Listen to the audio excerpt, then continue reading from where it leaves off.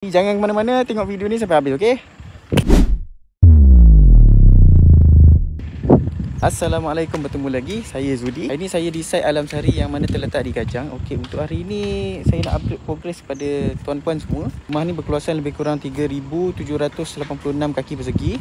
Dan rumah yang akan didirikan di belakang saya ni adalah rumah setingkat yang mana di bahagian atas dia ada loteng. Dan untuk hari ni saya nak buat perkembangan pada tuan-puan semua. Seperti yang tuan-puan boleh tengok, kita akan pasang footing untuk tapak rumah ni. Belakang saya ni terdapat banyak kotak yang mana nanti kita akan masukkan ke dalam tanah. Dan kita akan set up untuk besi dengan besi untuk footing apa semua ni lah untuk rumah ni. Jangan ke mana-mana, tengok video ni sampai habis, okey? Okey, jom kita tengok dengan lebih dekat. Okey, jadi ini adalah tapak yang mana kita akan masuk frame untuk rumah ni. Jadi sini adalah pintu masuk dan di bahagian dalam ni, jadi ini ada bahagian ruang depan lah, ruang depan rumah ni. Jadi ini adalah bahagian tengah di mana ruang tamu. Dan keluasan rumah ni dia memanjang sehingga ke sana.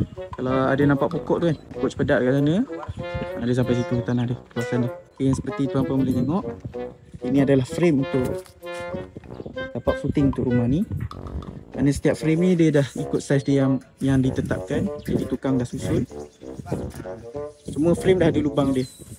Jadi nanti kita akan set up, kita akan masukkan ke dalam untuk kita set up dia punya besi.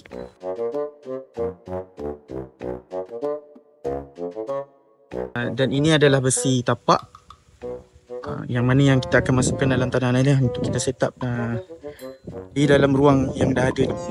Kita akan masukkan semua dalam.